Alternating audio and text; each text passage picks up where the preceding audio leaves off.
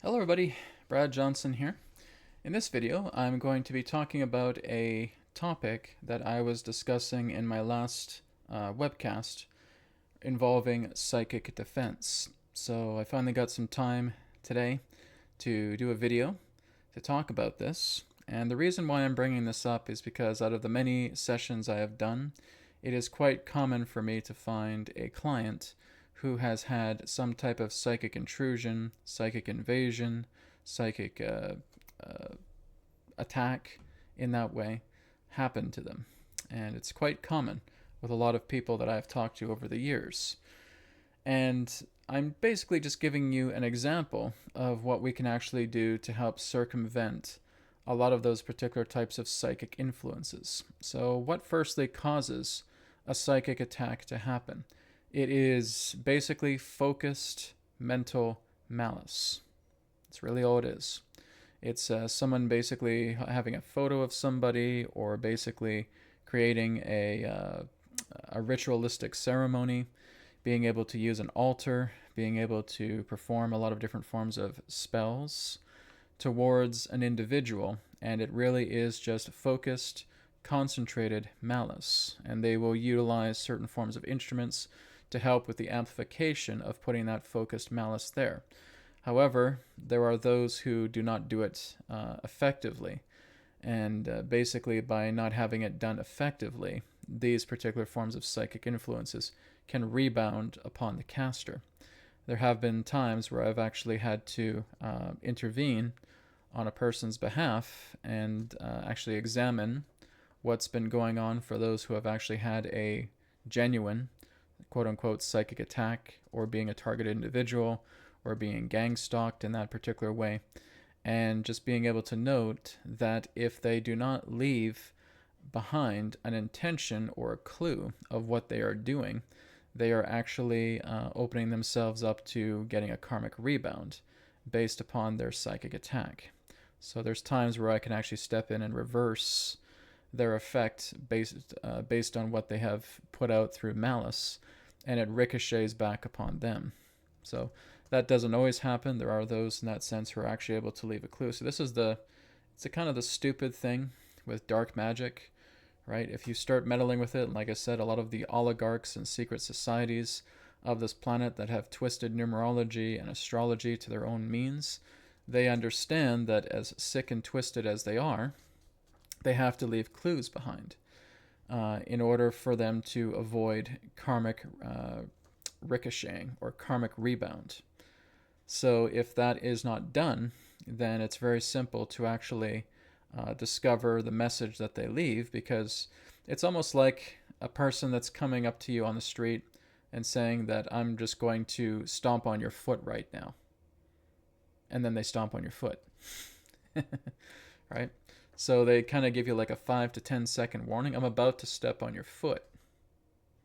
Well, no, you're not. I'm getting out of here. Right? And you clue in and you get away from them. Otherwise, you're just standing there dumbfounded, like, huh? You're going to stamp on my foot, and stomp. And then it happens. So it's very similar to that. It's like just this unpleasant individual coming up to you and just telling you that they're going to stomp on your foot in 5 seconds. And then if you're just dumbfounded and you stay there, well, then you get your foot stomped.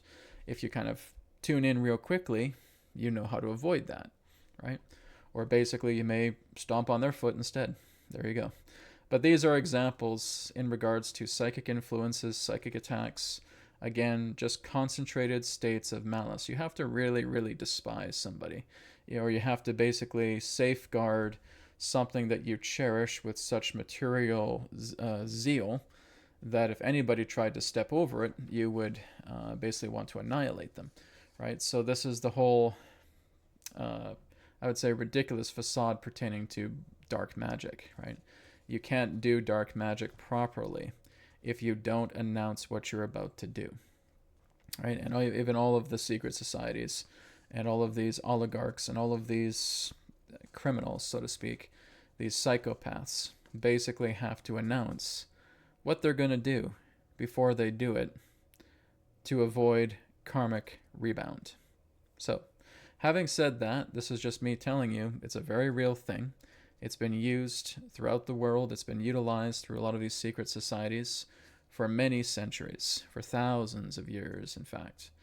And like I said, they will always leave clues behind, and they will try to utilize clues very similar to how we would utilize sigils or subconscious messages or anything of that nature, because that also works as well too. But everything needs to be put out in plain sight if you do any particular type of attacking for a person. This is why it's very absurd.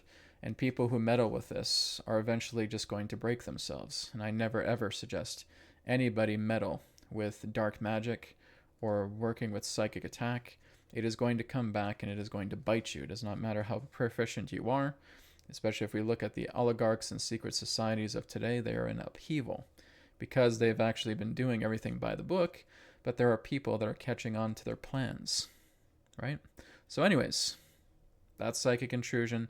That's just me letting you know, yes, it's a very real thing. Yes, it exists. Yes, it happens. I've even got hit with it in the past as well too, but there's a way to ricochet it.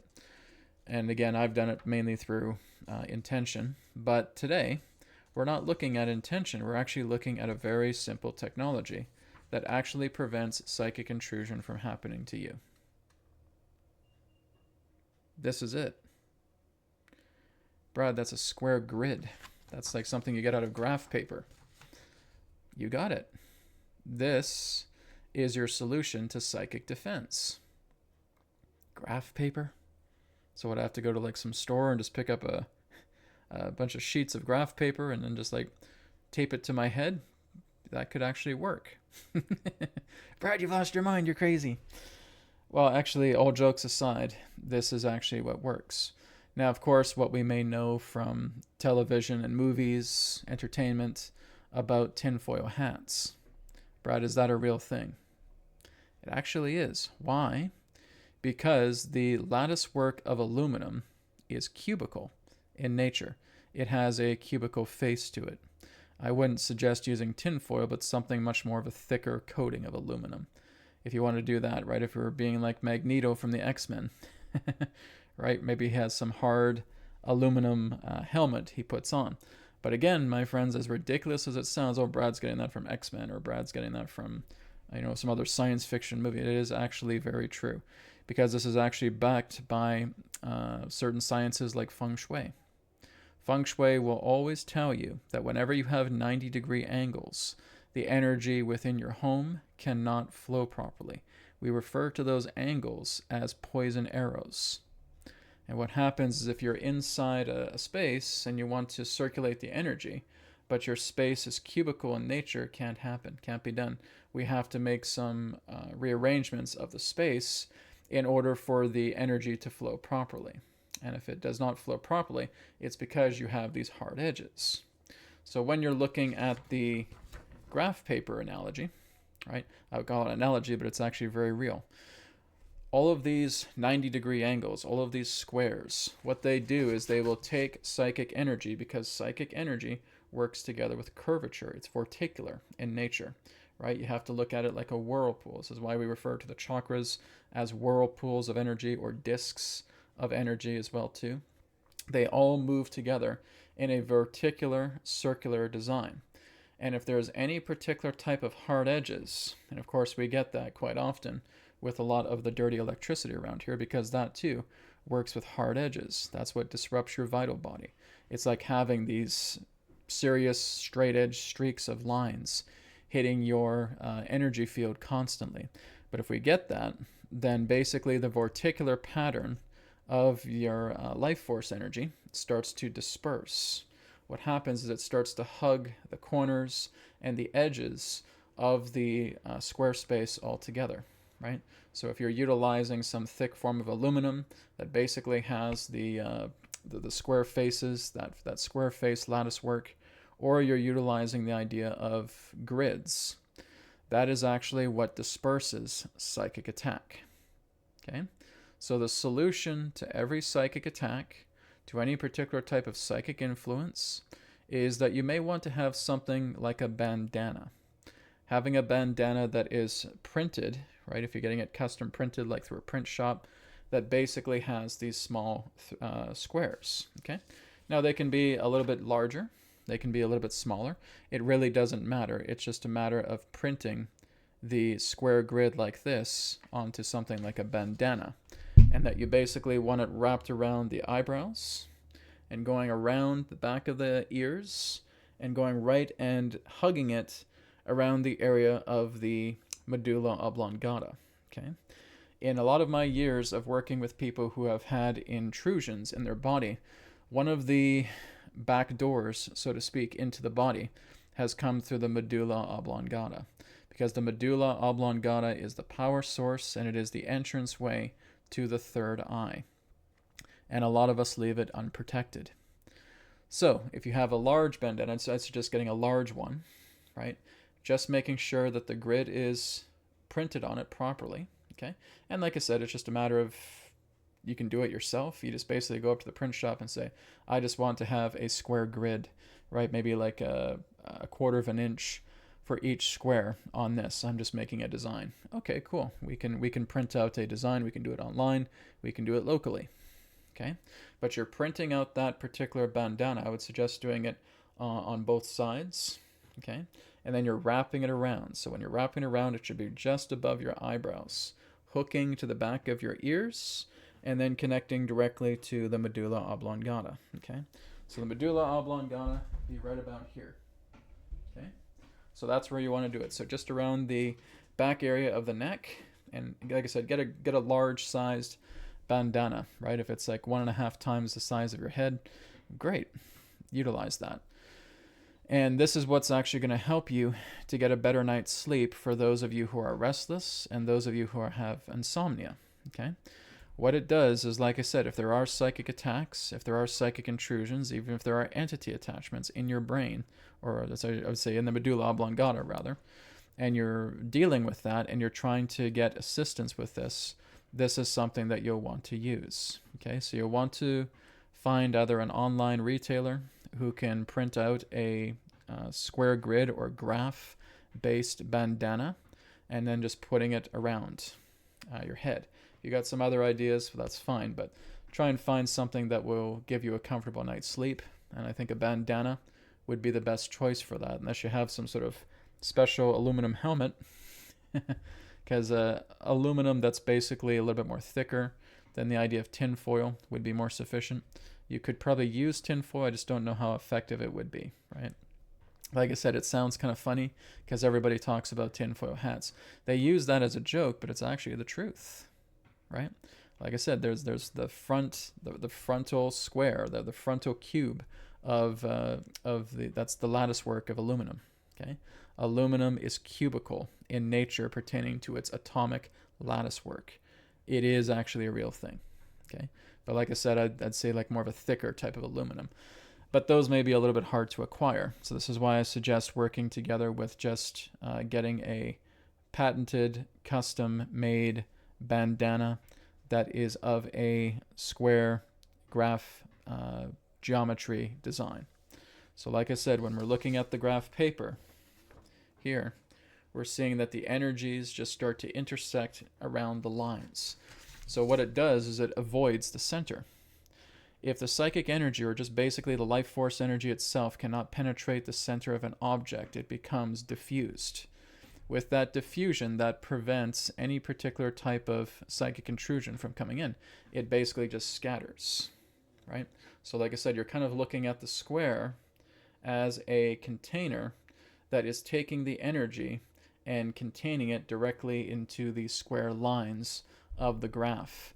If that particular psychic energy or that thought form, whatever it may be, is basically facing graph paper or square grids, it can't reach the center. With the lack of it not being able to reach the center, it loses cohesion. It becomes incoherent. So this is a very real thing. People become psychically attacked. Psychic intrusions do happen. But this is one of the ways that can help you to get a good night's sleep, is creating a custom-made bandana that has the printed square grid graph embedded on it, etched on it. Okay. Now, some people may say, well, Brad, what about the folds? Because I'm folding this around my head. Would that fold in any way interfere with me being able to utilize this for psychic defense? No, it won't, because those square grids are still intact. Those square grids basically have that geometry, so even if you're folding through the bandana, it doesn't matter. That square grid is still intact, which means the energies, the any particular type of thought energy, any particular type of psychic intrusion, any particular type of life force energy that is trying to come in to basically represent that, when there is a square graph upon your head, is not going to penetrate you. Okay? It is what we would refer to as a psychic scrambler. So utilizing aluminum, I'd say again the thicker type, or again utilizing square graph paper, is going to help you with psychic intrusion and basically neutralize it. Okay, it scrambles the signal. Like I said, feng shui teaches this. Everything in regards to angles, vastu, right? They're just kind of like the Indian equivalent of feng shui, also talks about this. You cannot have angles and expect cohesion. Angles is a man-made science. And again, even pertaining to psychic energies or any energies in that way, they all work together through vortexes. And the vortexes have to reach the center. Okay, so whether they are centrifugal or whether they are centripetal, whether they are moving away from the center or they are coming into the center, moving back to the center is involved, right? Otherwise, you do not have coherent energy, and you have energy in that sense that becomes scrambled, that becomes diffused, that basically has incoherency with it. This is one of the powerful tools that you can use to help with psychic defense. As I've always talked about, there's this too. Okay, that's the intervention fleet symbol. When you have exhausted all other options and you're constantly being attacked and maybe you haven't got around to making your bandana yet, then you start working with this. Okay, exactly this shape. Okay, so using your left hand like the letter L. Okay, right now it's flipped in a mirror, but just with me now, I'm holding the left hand, making an L with the index finger and the thumb. I'm taking my right hand like a slash and I'm putting it over. Okay, and we're seeing a triangle form here. This is the sign for intervention fleets. Anybody can use it. It's for anybody, but like I said, utilize it as a last resort. If you've exhausted all other options, utilize that. And again, consider developing your own technology pertaining to graph paper or hard aluminum that can also help with diffusing and rendering incoherent any particular type of psychic intrusion, influence, or attack. So there you have it. Thank you so much for watching, and I'll speak to you again in another perspective of the now. You can check out my website, wisdomtransmissions.com. Take care, everybody. Blessings to you all. Namaskar, and may it be well with you. Bye for now.